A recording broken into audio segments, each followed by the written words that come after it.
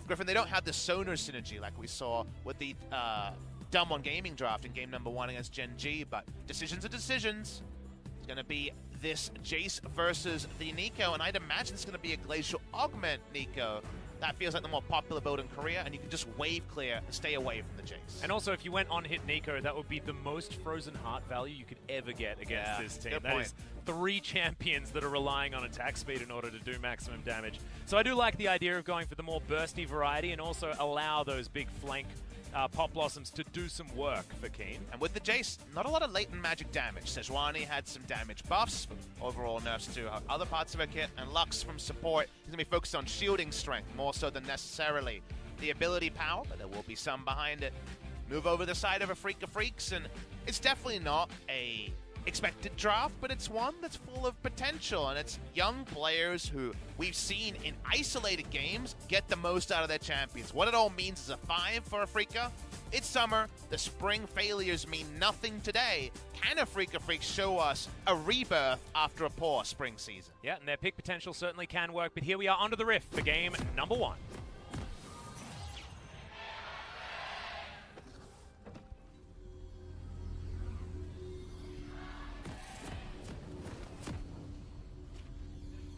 Gonna check out that beautiful sky once again.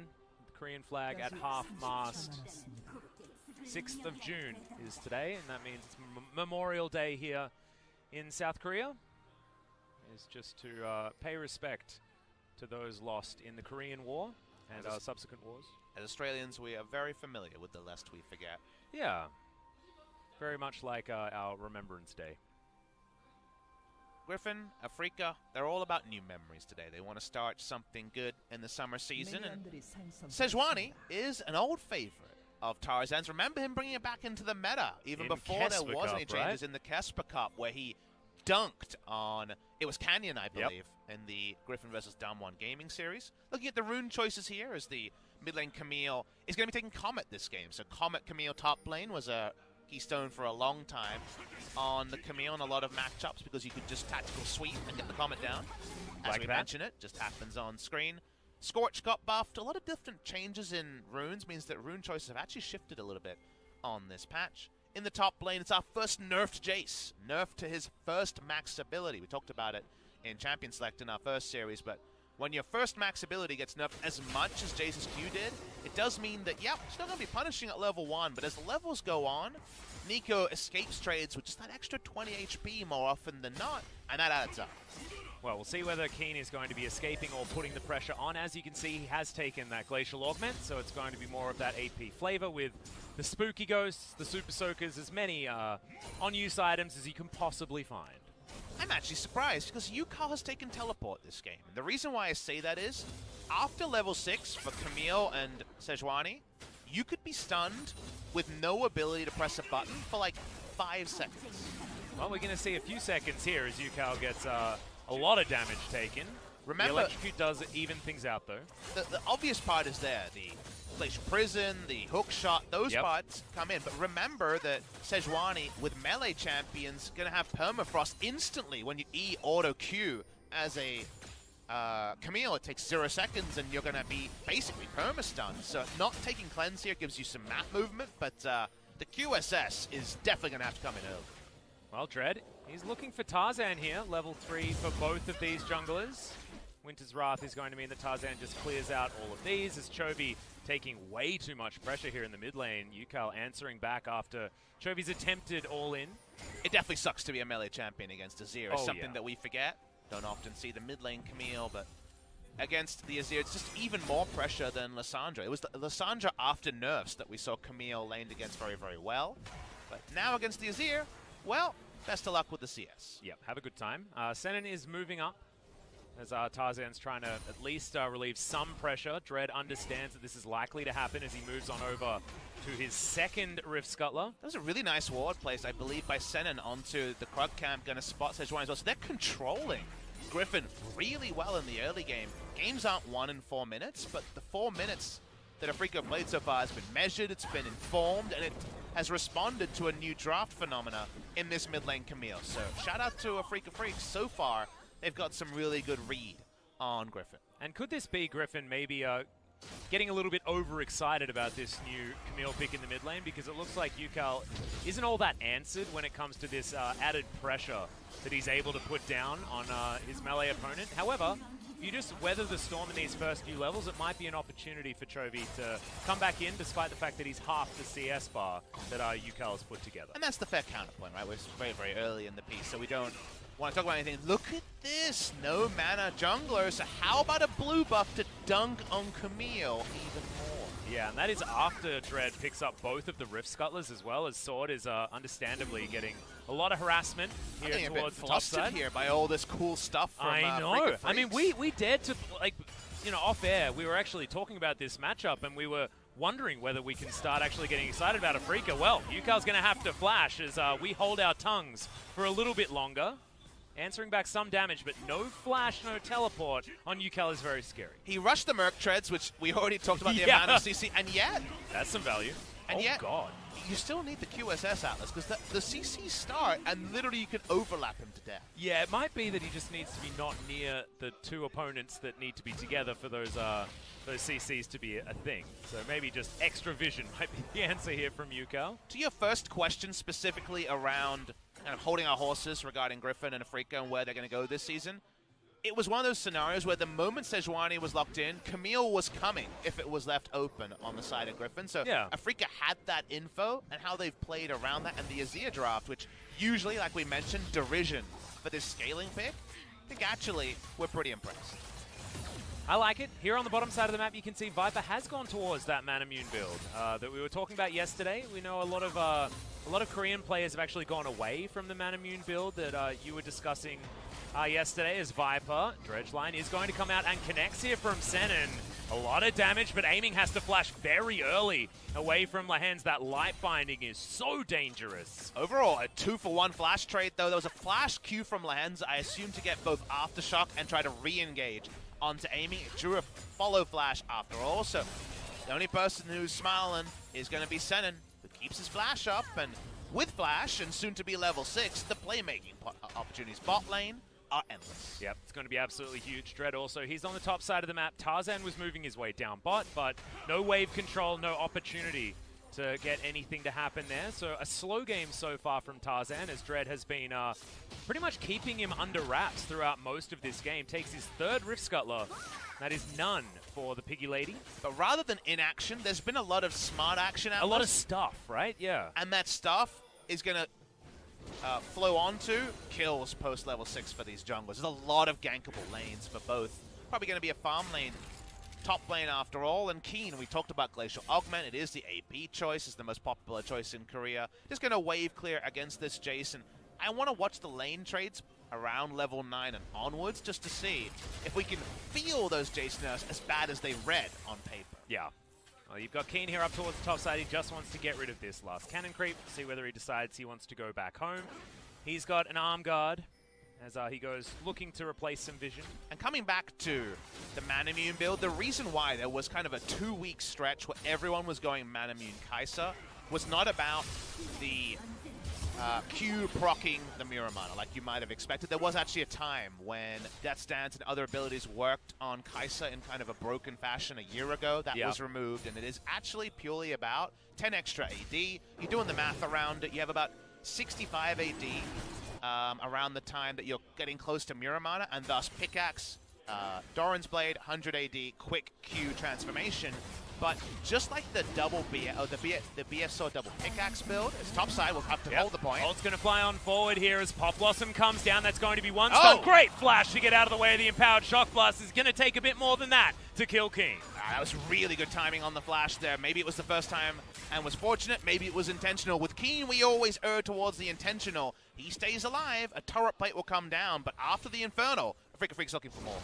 Yep, that is going to be a turret plate here for Sword, though. He'll be very happy about that. Of course, getting the flash out of the Nico means that she has to pay more respect for this jungle top duo.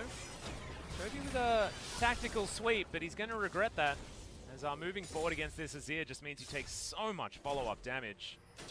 And Dread, he's sort of not waiting towards the top side of the map, as you'd expect Afrika Freaks to do, just with the power that Keen wields.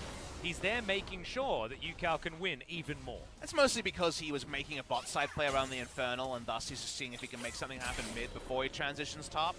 2 turret plates going down, that's still Jace, right? He's still got the W, he's still got a kit that allows him to take turret plates so easily. One of the biggest relatively buffed champions with the introduction of turret plates.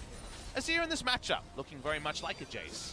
With his ability to push up. Chovy's about 20 CS behind at all points, now it's 25 CS, so... See what the next shopping trip is for UCal. Do you build QSS, or do you go for something like a Stinger? Can't go for a Berserker Greaves build this time because he has the Merc Treads already. So the Stinger's coming at some point. Is it next item, or is a QSS going to slow it down? Or do you try and outplay with something like a Zhonya's coming in relatively early? Of course, he's going to probably like that anyway with triple AD being picked up for Griffin. Freaka Freaks now setting up bottom side as Viper dashing towards this lane. Tarzan, great position to be a human ward here in his own jungle. Dread looking to get out. There's the Glacial Prison. Great final spark. He's going to land on too, as I think Senin is going to be the one to die. But no, gets the ultimate, gets the dredge lane. Chovy comes on over, and that is actually a Void Seeker that picks up the killer's first blood. Goes over to Viper. Senin's first read was to leave. He doesn't. Top side, Sorrel gets another trade, but the W does allow for Keen to decrease damage from time to time. Poke hits here. Keen's health bar is getting lower and lower. Good to see Sword take the ascendancy in top side. Senin was dead one way or the other. Chose to use his summoner, taking down it. Yeah. I got excited because he was making some moves towards potentially getting away, but if you flash to get over a wall and there's no blast cone, you're just dead. As the rotation had come in. Chovy would have really liked to have picked up that kill, but he doesn't manage to. 20 CS behind here against the Azir would have helped to have that extra 300 gold. Lost Chapter is the first choice here from UCal. Definitely was, again, some Luden's Berserker Greaves. Yeah, Azir at times, just to find the attack speed that you lose. You need some attack speed from items to maximize the soldier auto attacks. Like you say, it was definitely a who's watching the Watchmen situation here with the Freaka Freaks. Senin doesn't actually decrease damage with his stopwatch after all. It was too late after damage had come in. He was dying to someone. Ends up being the Kai'Sa. Yep, Void Seeker flies forward, and Viper now, I believe, has that Q evolution, unless he's a little bit too low in level. Does have the Manamune and the Pickaxe and a Doran's Blade. So it's 35 AD from the Manamune, and then, of course, the mana scaling. I don't believe he's at that point yet, but it will come soon. You can get it very early if you've been charging your tier early enough. Definitely either has it or will have it momentarily. Top side, though, Griffin trying to start up the Rift Scuttle, and Afrika very swiftly deny their access. Yeah, it's the control that they have in the mid lane that allows them to walk up like that. If Chovy was controlling this lane, then that would have been free Shelly because Sword was shoved so far forward. But good successful gank early onto Keen has kept him down. As you can see, he's actually trying to rush towards the Zhonya's with the stopwatch already completed, as well as that arm guard and a book. Viper clears out this minion wave, but aiming's pretty happy right now. Start chilling as desire. Tarzan goes back and looks to try this once again as the blue buff handoff just happened. Griffin, like you say, round 2 after bot lane had reset. Senin's walking up again. He's got his ultimate available this time. Yep, Dread. Can he actually safeguard in there? Doesn't actually know the health bar of Shelly right now as the light binding does land. All of the buttons used onto this Nautilus, who gets himself the aftershock. Meanwhile, on the top side, Sword is looking for the solo kill onto Keen, flashes forward, grabs it. Meanwhile, here we go. The Emperor's Divide onto 3 as the killer instinct from Viper gets him to safety. Tarzan won't be so lucky as the Sand Soldiers and Dread tear him apart, and Lahan's looking for more flashes in order to get out. And Griffin, they do lose one, but they win the fight. Nice to get an exit kill for Afrika, but like you mentioned, the meat of the prize is going to be picking up the Rift Herald. That's available onto Viper. Overall kill trade, because like you say, a solo kill on the top lane, expected. But to Sword, not to Keen. Absolutely not.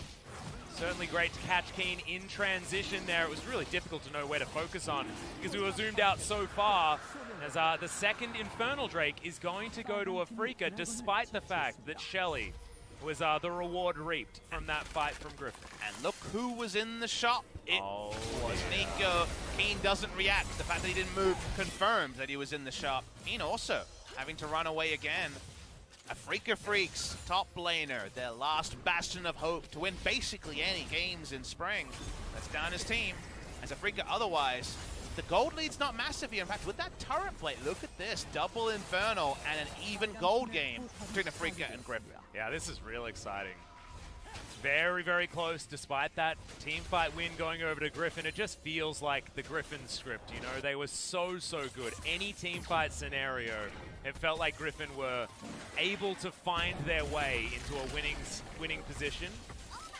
To a point. That was something they abandoned in the final that caught us off guard, Atlas, with 2 games of Pantheon Talia in the bot lane. So we knew that, but Griffin, for the purpose of that series, moved away from that. So I'm trying this season to make Griffin re-earn my love, re-earn my trust, re-earn my expectations, because yes, they are clearly a very talented team, and they've shown great ascents towards amazing performance. But there's also been those other moments that now, if you put them together, give you a bit of pause. Yeah, can be a little bit rough. And you're entirely right, but their identity moving into the LCK was certainly team fighters first, everything else second. They were the team that was able to come back in a very snowbally meta from the furthest margins of being behind. Just not against SKT. Felt like SKT were their team fighting kryptonite. Towards the end of the spring season. Sword here gets his turret taken. It is going to be the second turret of the game, as Griffin had already taken the top outer. Your amount of transformation is live right now, in case you guys are wondering. So, again, it's about how much mana you charge. You get 55 AD roughly straight away when you finish the Manamune, 25 from Pickaxe, 80. Then, of course, the 8 coming through from the Doran's Blade. The last bit is about the transformation that comes with that 2%. Yep, the stacking of that mana. The downside, and the reason why actually a lot of Korean AD carries dropped the Muramana build recently is that you can't get that kind of attack speed in lane that you get through the Stormrazor, and the fact that the Stormrazor builds in such a satisfying fashion. But the clunkiness of not having that attack speed. Having your Q is really nice, but the clunkiness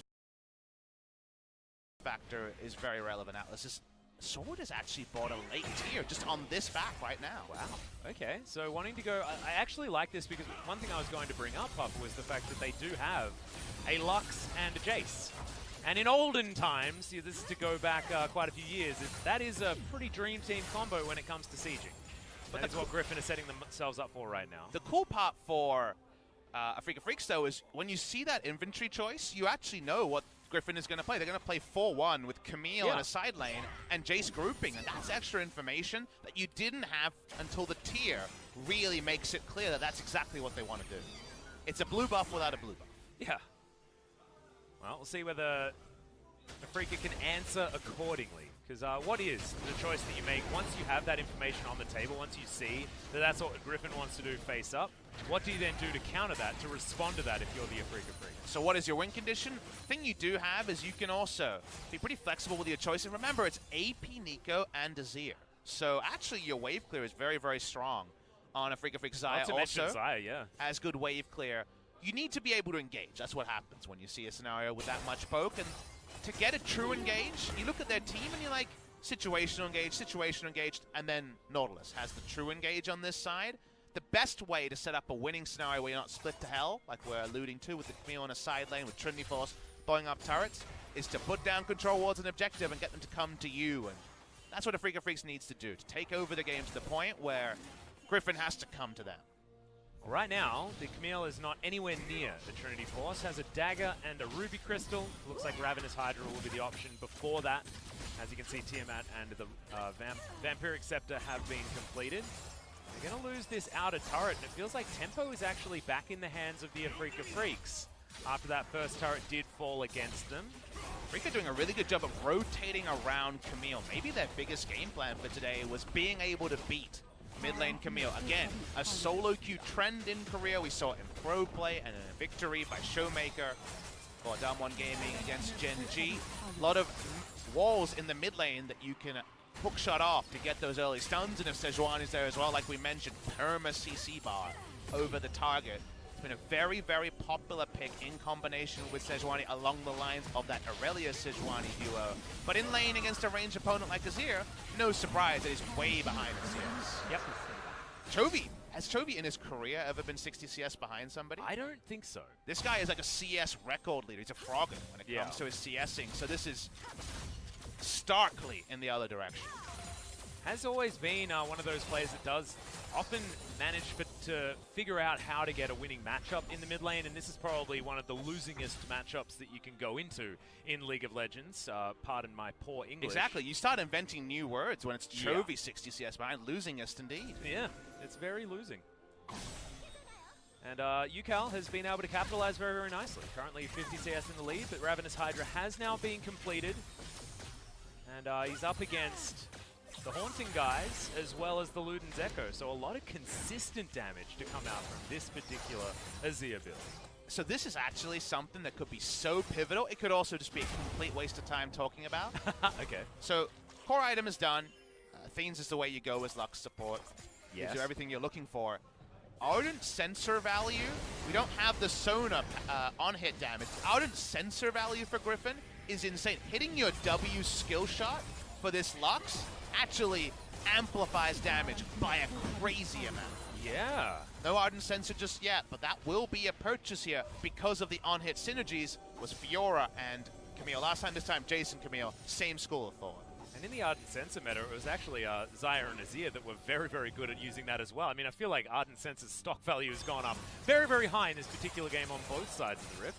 However, no one's going to really have a great time building it on the Afrika Freaks unless Keen wants to sacrifice some damage.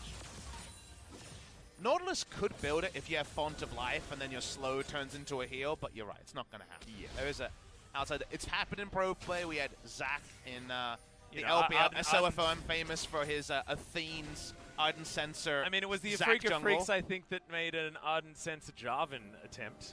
Wow. I don't think he actually built it, but the support Jarvan was definitely a thing, opted into. Just to be clear, we really do miss you, Spirit. We do miss you, Spirit.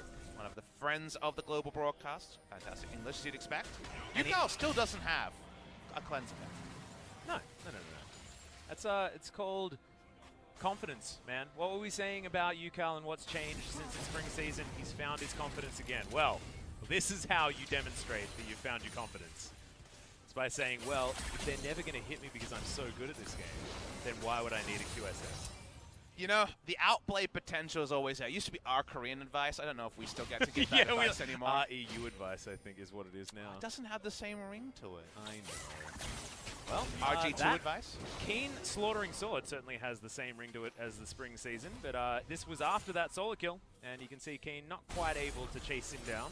Again, to be clear, it's a very low damage build from UCal. He has high AP values than you would usually expect at this time because he has the double Infernal Drake, but you desperately need at least Stinger because the math has been done and you need something like 40% attack speed, 37% attack speed to get the maximum soldier autos in before the soldiers fade away. So you do need attack speed in the build. He's actually gone straight Leandri's. He's someone who is very experienced on Azir, so you should, when in doubt, default to his build, but I do know that that core attack speed is very important. Default to trust is what we'd advise. The transitioning through the jungle here is getting scarier and scarier for the Afrika Freaks. So much vision actually available as UCal lagging behind. Good light finding is going to be avoided narrowly by UCal just there. Hookshot to get Chovy back towards the top side of the map. And the pressure is going to dissipate. Can we kill some people, please? Yeah, well, I think it needs to start happening again. There's actually so many buttons that kill people as a kill attempt. That was one of them. Red Brambleback goes away. Yeah. We talked about how with these flashes down, the jungles would return. And we've been talking hot mess for 10 minutes because nothing happened. I was going to say, and it's 10 minutes, right? I mean, that flash has been back up and then back up again, in theory, if they had have used it immediately. So, certainly a slower game than it could have been. However, if I'm looking at both of these teams, I'm thinking, you know, Kai'Sa wants to scale, stuff like that. I mean, Griffin wants to get to that 4-1 that they feel so confident in. And Afrika Freaks have Xayah and Azir. They're happy for this game to go to 60 minutes any time, but Griffin, they don't want that to happen. Sun Turret being converged on, but Chovy actually can't find his way in. It feels like now Tarzan might be routed and doesn't now have that opportunity as Dread looking to clear out this control ward. Lehends to get in there. They pile on top of the Lee Sin. Hextech Ultimatum comes down, and it's not enough just to knock them up with Senon's ultimate. Aiming gets in there. 4 members of Afrika are here as the Sand Soldiers try to converge, but the slows are there. Senon has to flash. and Griffin have just stayed out of aggro range so well that Swords managed to turn up. The final spark comes in, and Lahen's unable to get anything more done as teleport towards the bottom side. Chovy wants to get something for this. We had so long a lull state, you forget that Griffin want to play 4-1, and now they're able to send Chovy bot lane. He doesn't have Trinity Force yet. When Trinity Force is done, a slow game suits Griffin because they try to hold while Chovy split pushes the enemy to hell. However, Afrika's team fight around that gold value will also be huge, so differing identities and the better playing team should come out of problem. We talked about CC bars, and yeah, it's not fun to be anyone hit by the first CC from Griffin. Yeah, how many people actually need to pick up 2 SSs? Is it all 5 or something like that? Because it feels bad when you don't have any suppression that you're going up against to build that item. As Keen throws out the Pop Blossom, Sword is going to flash. Yukal tries to get out of the way. Yeah, aiming's going to come in as the 80 carry flank comes down. Sword is well and truly dead, and Keen goes into his Zhonya's, and he's going to be A-OK. Dread's here. The Baron is being looked at, but not gone for, as the final spark is not going to find the target. That was a blind one just to try and get anyone back. Didn't see the context of how that all started, and given it was an area where vision was left on the previous replay, hard to gauge exactly who was at fault. But all we know is Sword is down, and now both his summoners down for quite a while. That does influence his options. See if Afrika can get this Baron set up. Remember, we said that Afrika want to win this game by having Griffin come to them around an objective. Yeah, and if you see this map and it's got Griffin members clumped as a 4 with a Camille in a side lane and Afrika trying to group as 5 and not able to engage, that is exactly what a winning game from Griffin looks like. Whenever you have a Camille that doesn't have Smite, a solo lane Camille, the game always evolves into a bluff scenario of, we don't really think you're going to engage on us. Camille's going to stay in the side lane. Now, no teleport available. It's not going to be as big a thing. Looking at the map, there's actually quite a lot of control vision. This is a really good deep teleport, a playmaking teleport from Azir that caused Sword to have nowhere to run. Yeah, and in fact, aiming in the right position in order to get that flank off. As a 600 gold bounty goes over to the Xayah, which could actually be pretty pivotal as Tarzan going to be able to find an engage, but Lahen's is waiting off to the side. Chovy here as well, and so much control vision here for Griffin. A lot of value on that one control ward. This is the game state Afrika want. Aiming pushes out in mid. No spotting vision around the Baron. And how do Griffin respond? But for now, at least, with the push and shove that always League of Legends vision battles evolve into, Afrika not strong enough to protect their vision. Well, it's the vision battle that I'm a little bit worried about as a Afrika fan, because they're losing really, really hard. Griffin are able to get their vision into positions that they can play around much better than Afrika. Afrika have a few random wards in positions they don't necessarily need it, and in very defensive positions when they want to be trying to group and actually taking control of the battlefield that they don't have any control of at this point. Finally getting themselves in there, but you can see there are still sneaky wards that Griffin are getting a lot of information with. And Lux, like we mentioned yesterday, one of the other regions that she is played right now is she has a lot of temporary vision. Look at all the E's coming through on the Lux. I want to say Lucian Singularity. Yep, the old Lucian Singularity. Cooldown is very, very short. A lot of CDR in the build, so you're able to spot. The R also, the final spark, brings vision as well. So with all that temporary vision, Afrika, yes, they can control the pit, but for now, at least they can't bluff Griffin to actually get picked or force a team fight. Well, you can see that turret's trying to hit Chovy. That's not how it works. Sun turrets are a little bit bugged sometimes on our spectator client. But a reset does come in for the Afrika Freaks, and they're able to get away with it, as well as aiming goes back, buys himself an Infinity Edge, gets himself a red buff, and will go back yet again. They need as many control wards as they can get, and you can see only 2 in the inventory so far for Senin. 2 players down over 50 CS in the solo lanes for Afrika versus Griffin. Those players, amusingly, it's so are weird, Keen right? and Chovy. Oh my goodness. Opposite day Atlas. I like opposite day though when it's the first week of LCK Summer. But given that Afrika won last time, who wins on opposite day between Afrika Freaks and Griffin? I guess it's not about who wins, it's about opposite day happens, and then I guess we get the result. We just let it wash over us and then judge it after the fact? Is Sword winning the top lane more influential than Yukal winning the mid lane? I would say no, purely because Chovy not having a Trinity Force still and being this far behind on items actually affects their split push. So I feel like the game state is more related to Chovy's items than necessarily Keen's. Keen's can still team fight even though he's behind. That is true. That is true. And also has the Glacial Augment, so will it just naturally have so much more utility in these fights. At the same time, clearing out minions is something that's very easy also as he heads towards that bottom side. You can see the big zoom out as Aiming's just trying to get these Griffin players off the lawn. As 20 seconds and we'll have our third Infernal Drake of the game, and Afrika will probably turn their attention back to that particular pit. All right, I'm clapping. Third Infernal and Baron will be live on the Rift. Long lanes across the map. Aiming might die. Okay, yeah, Featherstorm has to be invested. Holds on to Flash, but he did not need to be that far up. That's a huge cooldown, though. The cooldown trade of Killer Instinct for Aiming's ultimate is big, considering the perma CC status means that now, how does Aiming even approach a team fight until Featherstorm is back? And also, we've got Infernal Drake and the Baron on the board right now as Lehens, Lucent Singularity, like you were talking about before, is going to be thrown out as Dread. Gets the kick flash, Lehens explodes!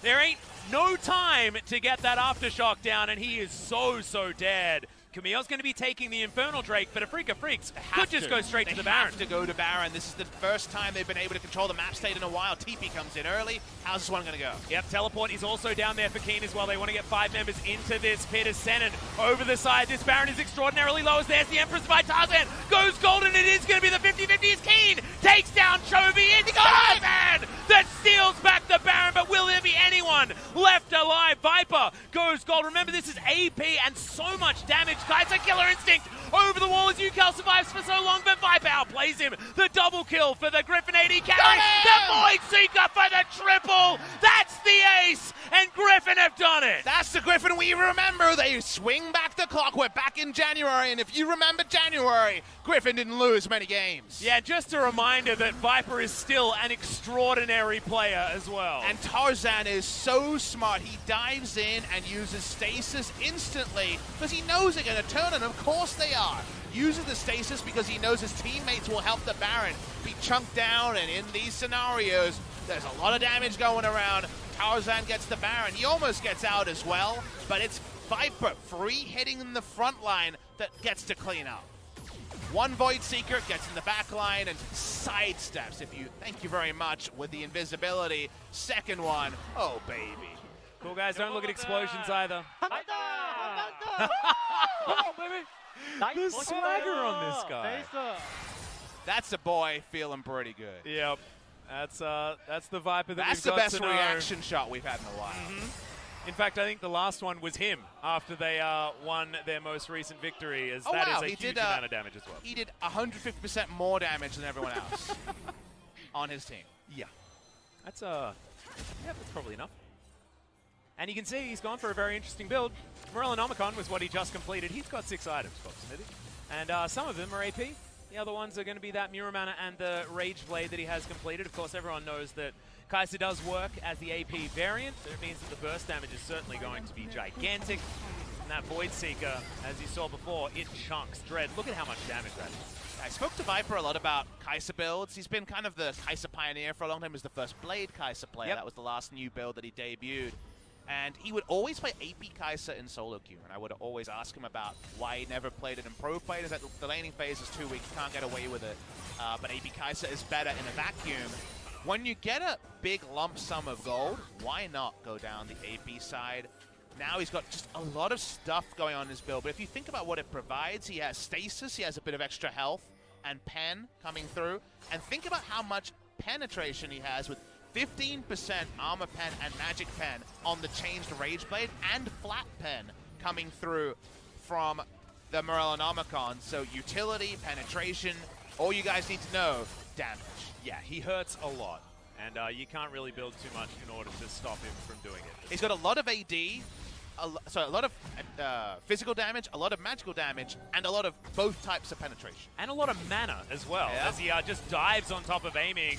Final Spark not going to connect with Desire, but that's once again that R button on cooldown for Afrika Freaks AD carry. UCal not there to try and defend as Senin Did not want to soak that Void Seeker. That is real scary stuff. Base not broken just yet on this Baron buff that Griffin stole away from the Afrika Freaks. Base However, not broken. it's looking real scary. Base not broken, back's not broken, but Goldly truly punctured almost at 6,000 gold.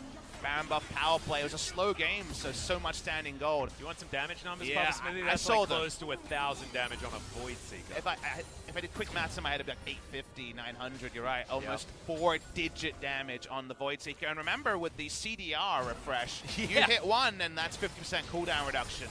Nice stuff for Viper. You saw how quickly the next one just came out.